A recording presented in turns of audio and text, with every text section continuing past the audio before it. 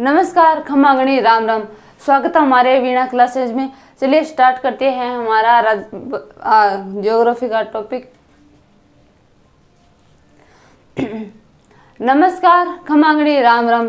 तो स्वागत है आप सभी का हमारे वीणा क्लासेज में। चलिए स्टार्ट करते हैं हमारा राजस्थान का टॉपिक। आज हमारा राजस्थान का टॉपिक है, उसका नाम है राजस्थान के भौतिक प्रदेश। चलिए आज हम स्टार्ट करते हैं राजस्थान के भौतिक प्रदेश। राजस्थान के भौतिक प्रदेश है। राजस्थान के भौतिक प्रदेश को दो भागों में बांटा गया है। राजस्थान के भौतिक प्रदेश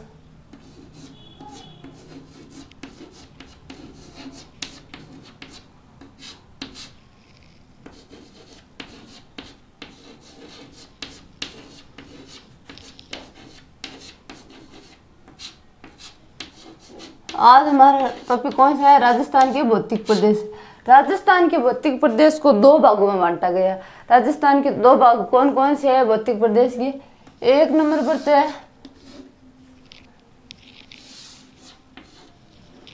व्यक्तिगत मत के अनुसार, दो लोगों ने बांटा गया है व्यक्तिगत मत के अनुसार।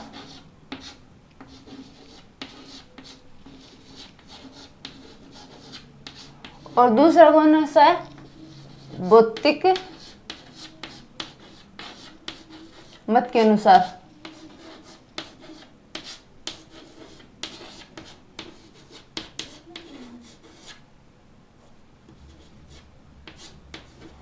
राजस्थान के भौतिक प्रदेश को दो भागों में बांटा गया। एक नंबर तो है व्यक्तिगत मत के अनुसार और दो नंबर है भौगोलिक मत के अनुसार।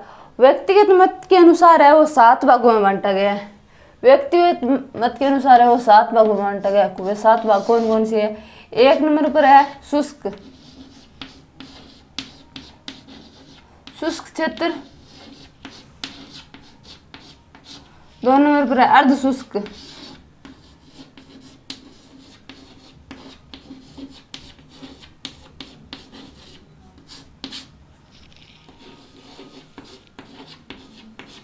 तीन नंबर पर है कौन सा है? नहरी क्षेत्र, नहरी क्षेत्रीय प्रदेश। 4 नंबर पर अरावली क्षेत्र।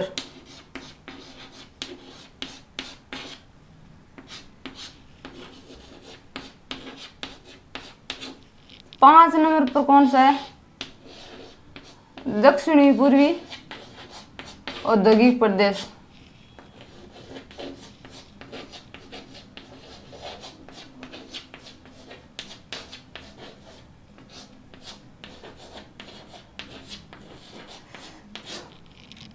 छह नंबर पर पूर्वी औद्योगिक प्रदेश।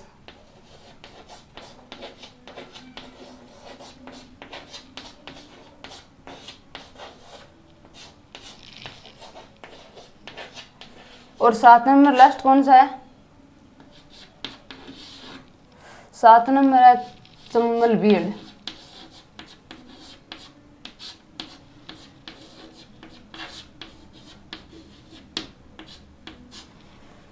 राजस्थान के भौतिक प्रदेश को है दो भागों में बांटा गया है। एक नंबर पर है व्यक्तिगत मत के अनुसार और 2 नंबर है भौगोलिक मत के अनुसार। व्यक्तिगत मत के अनुसार है वो 7 भागों में बांटा गया है, जो कि इतना ज्यादा जरूरी नहीं है हमारे लिए। हमारे लिए ज्यादा जरूरी है भौतिक मत के अनुसार। व्यक्तिगत मत के अनुसार है वो 7 भागों में बांटा गया है। वो 7 कौन कौन से है मैंने आपको बता दिए। एक नंबर पर है शुष्क, 2 नंबर पर है अर्ध शुष्क, 3 पर है नहरी प्रदेश या क्षेत्र और 4 नंबर पर है अरावली क्षेत्र, 5 पर है दक्षिणी पूर्वी औद्योगिक प्रदेश, 6 नंबर पर है पूर्वी औद्योगिक प्रदेश और 7 नंबर पर है चंबल बीड़। तो ये हमारा हो गया व्यक्तिगत मत के अनुसार। ये हमारे परीक्षा की दृष्टि से ज्यादा महत्वपूर्ण नहीं है, हमने एक बार थोड़ा सा जिक्र कर लिया। अब मेन है हमारे भौतिक मत के अनुसार। भौतिक मत के अनुसार है वो 4 भागों में बांटा गया। कौन कौन से?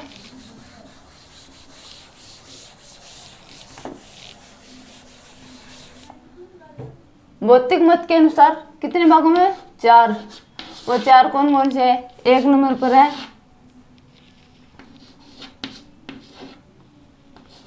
उत्तरी पश्चिमी मरुस्थलीय प्रदेश,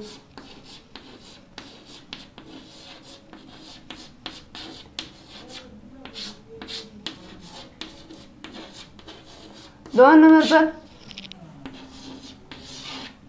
मध्यवर्ती अरावली क्षेत्र।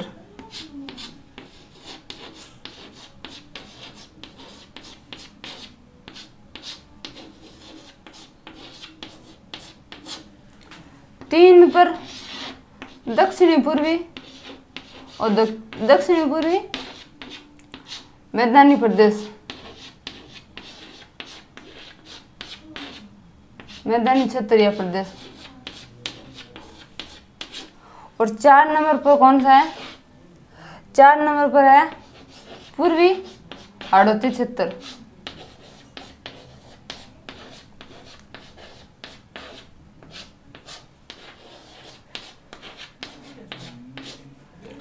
भौतिक मत के अनुसार वो 4 भागों में बांटा गया है। वो 4 कौन कौन से? 1 नंबर पर है उत्तरी पश्चिम मरुस्थलीय प्रदेश, 2 नंबर पर है मध्यवर्ती अरावली क्षेत्र, और 3 नंबर पर है पूर्वी दक्षिणी मैदानी प्रदेश, और 4 नंबर पर है पूर्वी हाड़ौती क्षेत्र।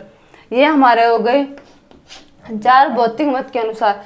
अब स्टार्ट करते हैं हम राजस्थान। 1 नंबर पर ये वाला हम सभी का थोड़ा थोड़ा जिक्र करेंगे, इन चारों का भौतिक मत के अनुसार, क्योंकि ये हमारी परीक्षा की दृष्टि से महत्वपूर्ण है। तो 1 नंबर पर स्टार्ट करते हैं उत्तरी पश्चिमी मरुस्थलीय प्रदेश। चलिए,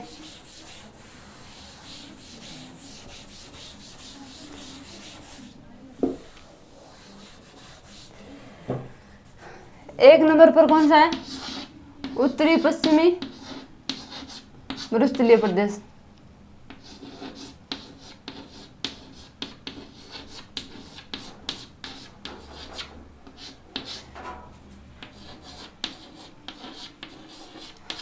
मरुस्थलीय प्रदेश को इससे हम थार का मरुस्थल भी बोल सकते हैं। हमारे राजस्थान में है, थार का मरुस्थल बोलते हैं, थार का मरुस्थल।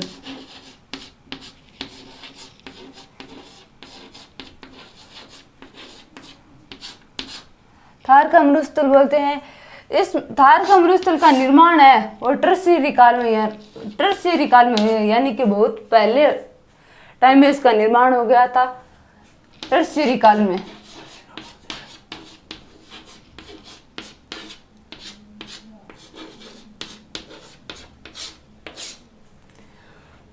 एक नंबर पर हमने पढ़ा कि उत्तरी पश्चिम मरुस्थलीय प्रदेश, इसे हम थार का मरुस्थल भी बोलते हैं। इसका निर्माण है वो टर्शियरी काल में हुआ है।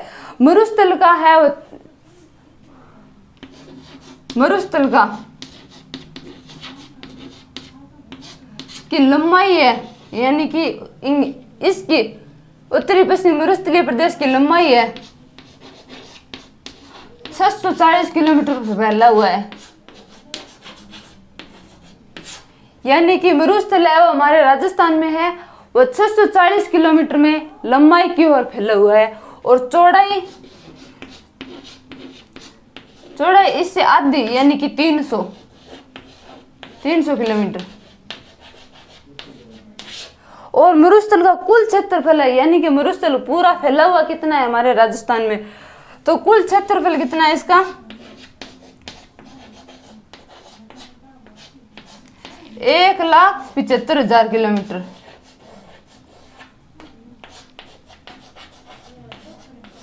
एक 1,75,000 किलोमीटर इसका है वो पूरा क्षेत्रफल है मरुस्थल का। तो एक बार और देख लीजिए कि उत्तरी पश्चिम मरुस्थलीय प्रदेश, इसे थार का मरुस्थल भी बोल सकते हैं। इसका निर्माण है वो टर्शियरी काल में हुआ है, और मरुस्थल की लंबाई है राजस्थान में, इसकी लंबाई है 640 और चौड़ाई है वो 300 है। मरुस्थल का कुल क्षेत्रफल कितना है? 1,75,000 है, 1,75,000 है, और इसका कुल क्षेत्रफल है 1,75,000 हो गया। मरुस्थल को भी है 2 भागों में बांटा गया है। मरुस्थल को इसको भी 2 भागों में बांटा गया। कौन कौन सा है? 1 नंबर पर है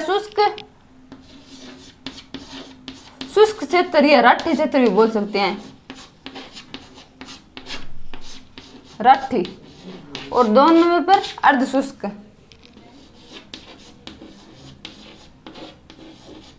जैसे हम वागड़ क्षेत्र बोलते हैं।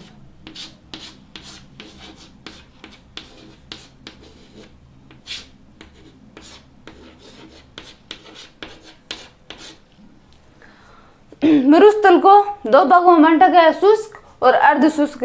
शुष्क को हम राठी क्षेत्र भी बोल सकते हैं और अर्ध शुष्क को है हम वागड़ क्षेत्र भी बोल सकते हैं। अब शुष्क क्षेत्र कौन सा है? शुष्क क्षेत्र वह है जिसमें 25 सेंटीमीटर से कम वर्षा होती है। 25 सेंटीमीटर से कम वर्षा होती है उसे शुष्क बोलते हैं। अब 25 सेंटीमीटर से कम वर्षा वाले क्षेत्र कौन कौन से हैं? जैसे जैसलमेर, बाड़मेर, जोधपुर,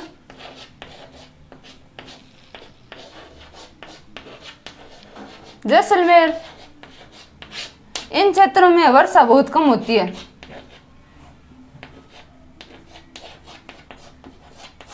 जिसे हम शुष्क क्षेत्र बोल सकते हैं।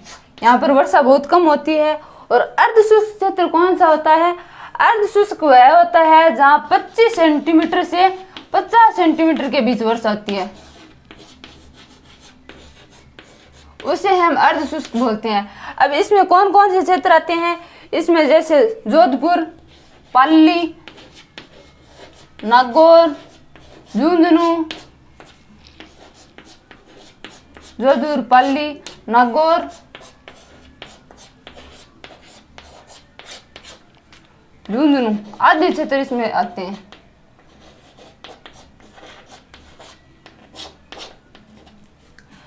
मरुस्थल को दो भागों में बांटा गया, कौन कौन से? 1 नंबर पर है शुष्क, 2 नंबर पर है अर्ध शुष्क। अब शुष्क क्षेत्र कौन सा है? शुष्क क्षेत्र वह है जहां पर 25 सेंटीमीटर से कम वर्षा होती है, वह शुष्क को कहलाता है। शुष्क क्षेत्र में कौन कौन से आते हैं? जैसे बीकानेर, जैसलमेर, बाड़मेर, जोधपुर, जैसलमेर, ये है वो अर्ध शुष्क में आते हैं, शुष्क में आते हैं सॉरी। और अर्ध शुष्क कौन सा होता है? जहाँ 25 से 50 सेंटीमीटर के बीच वर्षा होती है। और क्षेत्र कौन कौन सा है? जोधपुर, पाली, नागौर, झुंझुनू, सीकर, इन क्षेत्रों में है वर्षा व अर्ध शुष्क कहलाती है। अब शुष्क क्षेत्र को भी दो भागों में बांटा गया। शुष्क क्षेत्र में कौन कौन से दो भाग वो अभी पढ़ लेते हैं।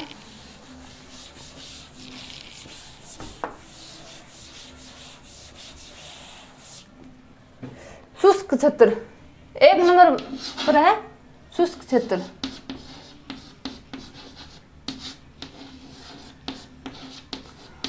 शुष्क क्षेत्र दो भागों में बांटा गया है। दो कौन कौन से हैं? 1 नंबर पर है बालू का स्तूप युक्त,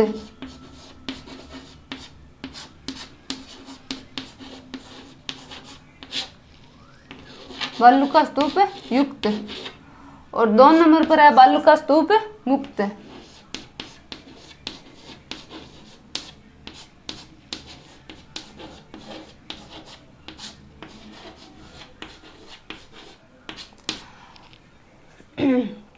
शुष्क क्षेत्र दो भागों में बंट गया। कौन कौन से? 1 नंबर पर है बालू का स्तूप युक्त और 2 नंबर पर है बालू का स्तूप मुक्त। बालू का स्तूप युक्त किसे कहते हैं? बालू का स्तूप युक्त किसे कहते हैं? बालू का स्तूप युक्त उसे कहते हैं जहां पर तेज वर्षा के तेज पवनों के कारण यानी कि तेज हवा के कारण मिट्टी का जमाव है, मिट्टी का जमाव है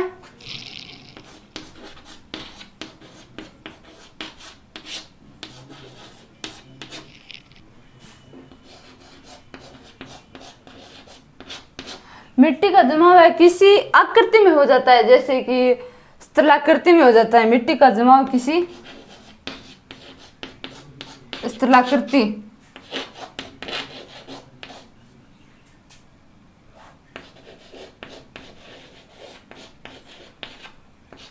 स्थलाकृति में होकर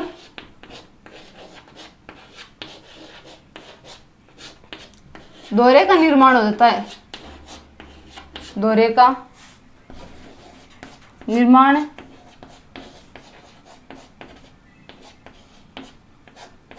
हो जाता है, उसे हम बालू का स्तूप युक्त कहते हैं।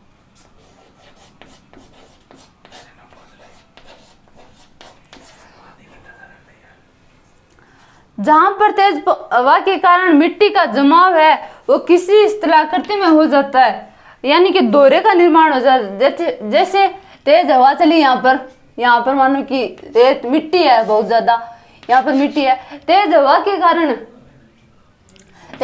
कारण यहाँ पर कुछ ऐसे बन जाता है और ये यहाँ पर एक स्तूप जैसा बनता है, इसे ही हम दोहरे कहते हैं। राजस्थान में सबसे ज्यादा दोहरे और जैसलमेर में पाए जाते हैं और जोधपुर में है सभी प्रकार के दोहरे पाए जाते हैं।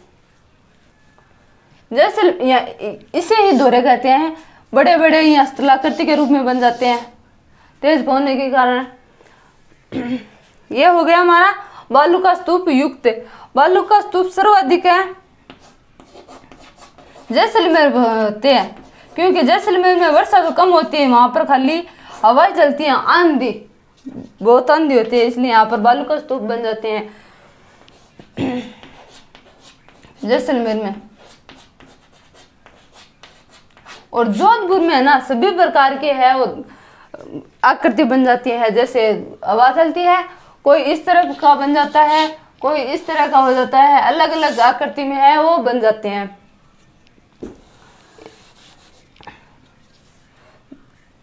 चलिए अब पढ़ते हैं हम राजस्थान बालू का स्तूप मुक्त। ये हो गया बालू का स्तूप युक्त।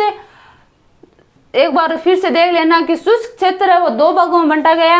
एक नंबर पर है बालू का स्तूप युक्त, 2 नंबर पर है बालू का स्तूप मुक्त। बालू का स्तूप युक्त किसे कहते हैं कि जहां पर तेज पवनों के कारण मिट्टी का जमाव है वो स्थलाकृति के रूप में हो जाता है, यानी कि दोहरे बन जाते हैं वहां पर, उसे ही बालू का स्तूप युक्त कहते हैं। राजस्थान में सर्वाधिक दोहरे व जैसलमेर में पाए जाते हैं, क्योंकि वहां पर वर्षा नहीं होती है। वर्षा नहीं होने के कारण मिट्टी है वो एक दिन इकट्ठी हो जाती है तेज हवा के कारण। और जैसलमेर में है सभी प्रकार के ये दोहरे के प्रकार देखे जा सकते हैं। अब है हमारा बालू का स्तूप मुक्त। बालू का स्तूप मुक्त किसे कहते हैं? बालू का स्तूप मुक्त उसे कहते हैं, बालू का स्तूप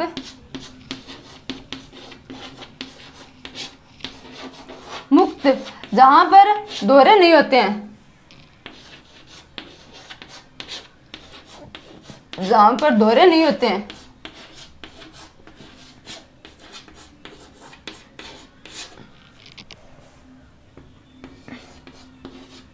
वहां पर पथरीला क्षेत्र होता है जिसे हम मादा कहते हैं।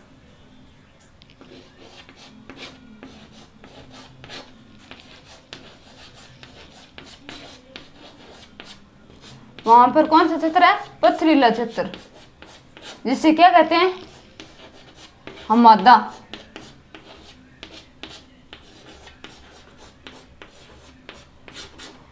जिसे हम मादा कहते हैं।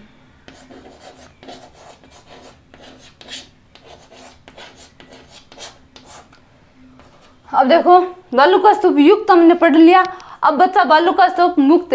बालू का स्तूप मुक्त किसे कहते हैं? बालू का स्तूप मुक्त उसे कहते हैं कि जहां पर दोहरे नहीं होते हैं, क्योंकि वहां पर पथरीला क्षेत्र होता है, जिसे हम मादा कहते हैं। अब कई बार परीक्षा में पूछा जाता है कि हम मादा किसे कहते हैं, ये आपके लिए बहुत से इम्पोर्टेंट है, इसलिए आप इम्पोर्टेंट लगा सकते हैं। हम मादा किसे कहते हैं? अब कई बार प्रश्न बहुत बार पूछा जाता है कि हम मादा उसे कहते हैं कि जहां पर बालू का स्तूप नहीं पाए जाते हैं, वहां पर पथरीला क्षेत्र होता है, जिसे ही हमादा कहा जाता है। हमारा हो गए दोनों शुष्क क्षेत्र के भी हो गए शुष्क बालू का स्तूप मुक्त और बालू का स्तूप युक्त।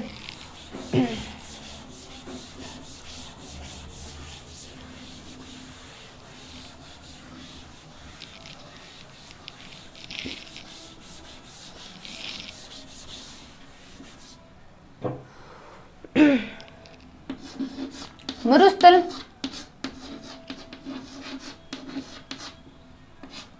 मरुस्थल का विस्तार है राजस्थान में।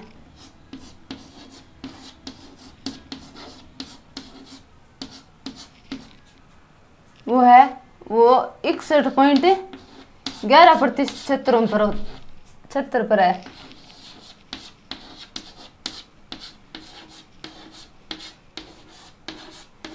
ग्यारह प्रतिशत क्षेत्र पर है। इसमें जिले कितने शामिल है? मरुस्थल में जिले है वो 12 शामिल है, 12 जिले शामिल है मरुस्थल में।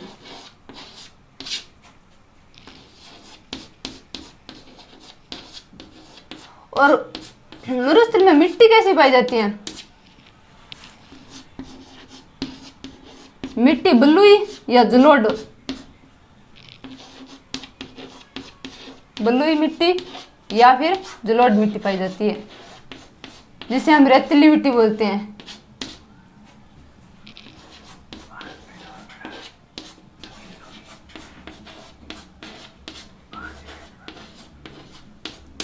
यह हो गया। अब यहाँ पर हमारे वर्षा कम होती है या फिर ज्यादा होती है? वर्षा यहाँ पर शुष्क और अर्ध शुष्क दोनों होती है, क्योंकि कुछ क्षेत्रों में वर्षा कम होती है और कुछ क्षेत्रों में है वर्षा ज्यादा होती है। वर्षा शुष्क व अर्ध शुष्क दोनों होती है।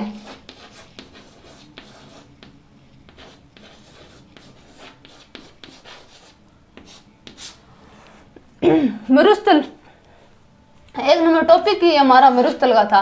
मरुस्थल का विस्तार अब 61.11% क्षेत्र पर है और जिले है इसमें 12 जिले शामिल है। और मिट्टी है वो बलुई या जलोढ़ मिट्टी पाई जाती है। और वर्षा है हमारे शुष्क व अर्ध शुष्क होती है। और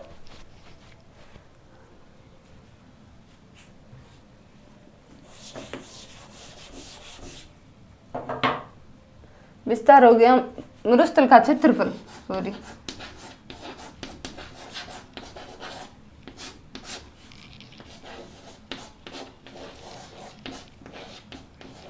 एक 1,75,000 किलोमीटर।